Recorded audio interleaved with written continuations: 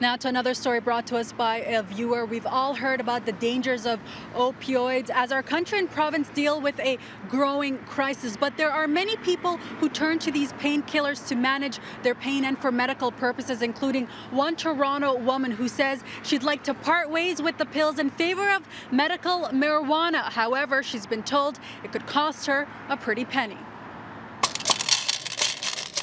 Tylenol 3, codeine, Percocet, Dilaudid, Tramadol, Butrans, and morphine.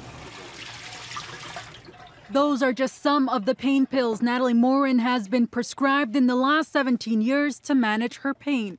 Many of them opioids, the same drugs that are said to have led to increased addictions and overdose deaths here in Canada, leading to a national crisis. I don't want to struggle with an addiction. And that's always been my greatest fear. And when I finally took the step to go on morphine, I felt like a failure. My son has to come in and help me out of bed. He's 10. Hydrocodone.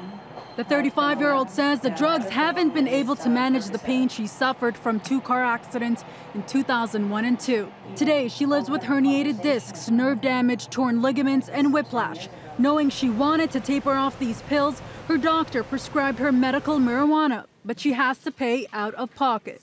Her monthly cost for her pot prescription is $200. Unfathomable for the mom of 2 who says she hasn't worked for over a year due to her pain.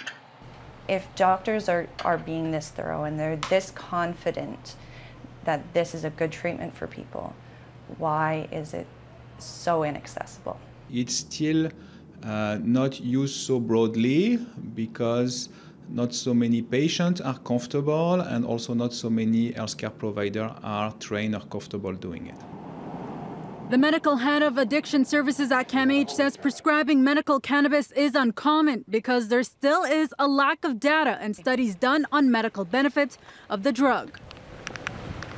Health Canada tells CityNews the drug isn't covered since it hasn't been authorized as a therapeutic product in the country yet and provincially. There are no such plans currently with regards to medicinal marijuana to look to adding it to the formulary. However, Dr. Fall says there is more evidence that cannabis can be helpful for pain control, and there have been successful cases of patients transitioning from opioids to medical pot. And we know for sure that the risk of overdose death is almost non-existent with cannabis, where it's huge with opioids.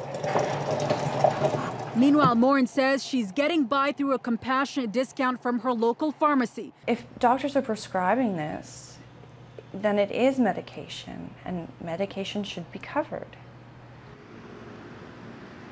Now, Health Canada tells us approximately 12 universities across the country are currently in different phases of conducting research on medical cannabis that could be used by health professionals. Coming up at 6:30, I'll introduce you to a young man who was able to get his prescription covered by his university. I'll tell you what he's doing to advocate for patients like Natalie.